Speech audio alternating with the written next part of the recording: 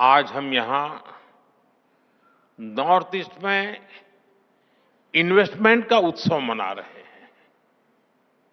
यहां इतनी बड़ी संख्या में इंडस्ट्री लीडर्स आए हैं। ये दिखाता है कि नॉर्थ ईस्ट को लेकर सभी में उत्साह है, उमंग है और नए नए सपने हैं। मैं सभी मंत्रालयों और सभी राज्यों की सरकारों को इस काम के लिए बहुत बहुत बधाई देता हूं। हमारा नॉर्थ ईस्ट इस डाइवर्स नेशन का सबसे डाइवर्स हिस्सा है। ट्रेड से ट्रेडिशन तक, टेक्सटाइल से टूरिज्म तक, नॉर्थ ईस्ट की डाइवर्सिटी ये उसकी बहुत बड़ी स्ट्रेंथ है। नॉर्थ ईस्ट यानी बायो इकोनॉमी और बाम्बू। नॉर्थ ईस्ट यानी tea production and petroleum. North east यानी sports and skill. North east यानी इको टूरिज्म का इमर्जिंग हब। नॉर्थ ईस्ट यानी ऑर्गेनिक प्रोडक्ट की नई दुनिया। नॉर्थ ईस्ट यानी एनर्जी का पावर हाउस। इसलिए नॉर्थ ईस्ट हमारे लिए अष्टलक्ष्मी है। अष्टलक्ष्मी के इस आशीर्वाद से नॉर्थ ईस्ट का हर राज्य कह रहा है, हम निवेश के लिए तैयार हैं, हम नेतृत्व के लिए तैयार हैं। Bharat, Myanmar, Thailand trilateral highway से म्यांमार होते हुए थाईलैंड तक सीधा संपर्क होगा। इससे भारत की कनेक्टिविटी थाईलैंड, वियतनाम, लाओस जैसे देशों से और आसान हो जाएगी। हमारी सरकार Kaladan multi modal transit project को तेजी से पूरा करने में जुटी है।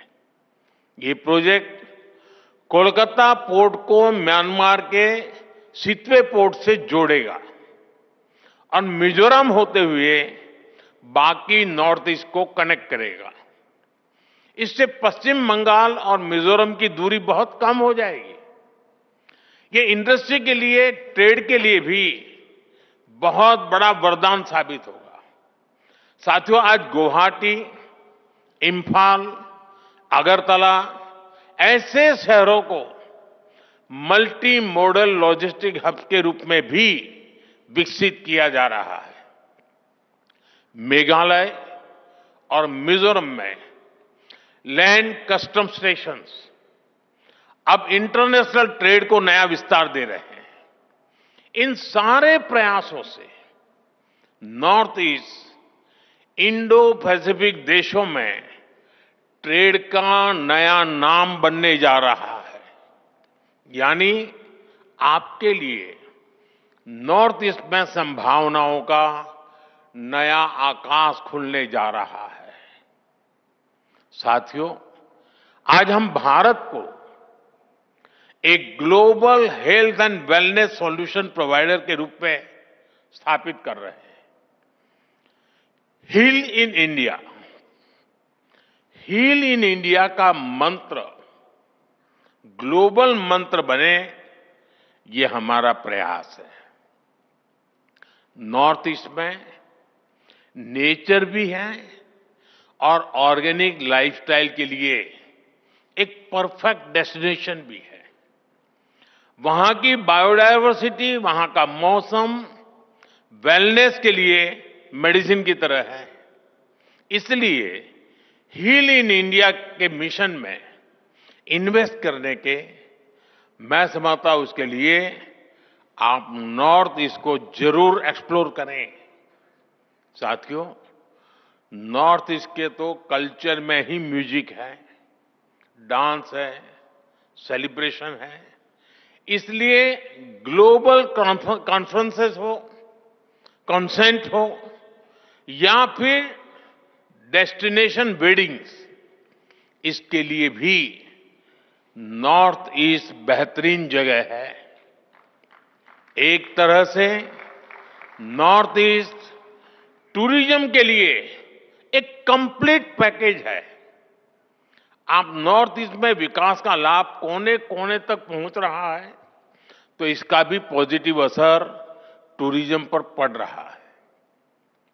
वहां पर्यटकों की संख्या दोगुनी हुई है और ये सिर्फ आंकड़े नहीं है, इससे गांव-गांव में होम स्टे बन रहे हैं। गाइड्स के रूप में नौजवानों को नए मौके मिल रहे हैं। टूर एंड ट्रैवल का पूरा इकोसिस्टम डेवलप हो रहा है। अब हमें इसे और ऊंचाई तक ले जाना है। इको टूरिज्म में, कल्चरल टूरिज्म में आप सभी के लिए निवेश के बहुत सारे नए मौके हैं। साथियों, किसी भी क्षेत्र के विकास के लिए सबसे जरूरी है शांति और कानून व्यवस्था।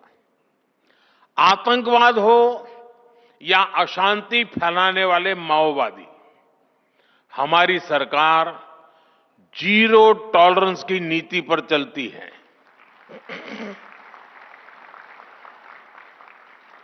एक समय था जब नॉर्थ ईस्ट के साथ बम, बंदूक और ब्लॉकेड का नाम जुड़ा हुआ था। नॉर्थ ईस्ट कहते ही बम, बंदूक और ब्लॉकेड यही याद आता था।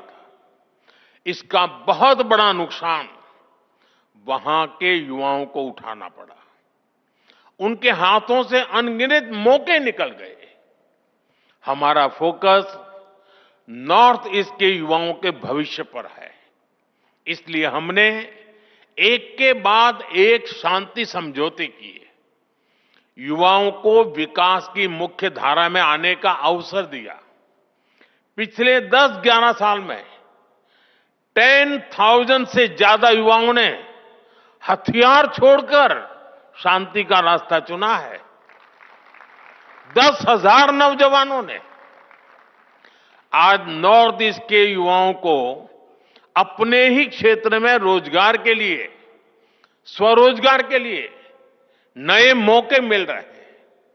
मुद्रा योजना ने नॉर्थ ईस्ट के लाखों युवाओं को हजारों करोड़ रुपए की मदद दी है। एजुकेशन इंस्टीट्यूट्स की बढ़ती संख्या नॉर्थ ईस्ट के युवाओं को स्किल बढ़ाने में मदद कर रही है। आज हमारे नॉर्थ ईस्ट के युवा अब सिर्फ इंटरनेट यूजर नहीं, डिजिटल इनोवेटर बन रहे हैं। 13,000 किलोमीटर से ज्यादा optical fibre, 4G, 5G coverage, technology में उभरती संभावनाएं। नॉर्थ ईस्ट का युवा अब अपने शहर में ही बड़े बड़े स्टार्टअप शुरू कर रहा है। नॉर्थ ईस्ट भारत का डिजिटल गेटवे बन रहा है। साथियों, हम सभी जानते हैं कि ग्रोथ के लिए, बेहतर फ्यूचर के लिए स्किल्स कितनी बड़ी रिक्वायरमेंट होती है। सरकार का प्रयास है कि नॉर्थ ईस्ट में फूड प्रोसेसिंग यूनिट्स लगाना आसान हो। बेहतर कनेक्टिविटी तो इसमें मदद कर ही रही है। इसके अलावा हम मेगा फूड पार्क्स बना रहे हैं, कोल्ड स्टोरेज नेटवर्क को बढ़ा रहे हैं, टेस्टिंग लैब की सुविधाएं बना रहे हैं। सरकार ने ऑयल पाम मिशन भी शुरू किया है। पाम ऑयल के लिए नॉर्थ ईस्ट की मिट्टी और क्लाइमेट बहुत ही उत्तम है। ये किसानों के लिए आय का एक बड़ा अच्छा माध्यम है। ये एडिबल ऑयल के इंपोर्ट पर भारत की निर्भरता को भी कम करेगा। पाम ऑयल के लिए फार्मिंग हमारी इंडस्ट्री के लिए भी बड़ा अवसर है। साथियों, हमारा नॉर्थ ईस्ट दो और सेक्टर के लिए महत्वपूर्ण डेस्टिनेशन बन रहा है। ये सेक्टर है एनर्जी और सेमीकंडक्टर। हाइड्रो पावर हो या फिर सोलर पावर, नॉर्थ ईस्ट के हर राज्य में सरकार बहुत निवेश कर रही है। हजारों करोड़ रुपए के प्रोजेक्ट स्वीकृत किए जा चुके हैं। आपके सामने प्लांट्स और इंफ्रास्ट्रक्चर पर निवेश का अवसर तो है ही, मैन्युफैक्चरिंग का भी सुनहरा मौका है। सोलर मॉड्यूल्स हो, सेल्स हो, स्टोरेज हो, रिसर्च हो, इसमें ज्यादा से ज्यादा निवेश जरूरी है। ये हमारा फ्यूचर है। हम फ्यूचर पर जितना निवेश आज करेंगे, उतना ही विदेशों पर निर्भरता कम होगी। आज देश में सेमीकंडक्टर इकोसिस्टम को मजबूत करने में भी नॉर्थ ईस्ट, असम की भूमिका बड़ी हो रही है।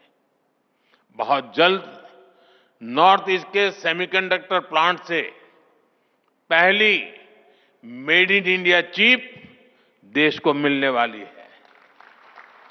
इस प्लांट ने नॉर्थ ईस्ट में सेमीकंडक्टर सेक्टर के लिए अन्य कटिंग एज टेक के लिए संभावनाओं के द्वार खोल दिए हैं। साथियों, राइजिंग नॉर्थ ईस्ट सिर्फ इन्वेस्टर समिट नहीं है, यह एक मूवमेंट है, एक कॉल टू एक्शन है। भारत का भविष्य नॉर्थ ईस्ट के उज्जवल भविष्य ही नई ऊंचाई पर पहुंचेगा। लेटेस्ट अपडेट्स और ताजा तरीन खबरों के लिए TV1 इंडिया लाइव को सब्सक्राइब कीजिए और नोटिफिकेशन पाने के लिए बेल आइकॉन को दबाना मत भूलिए।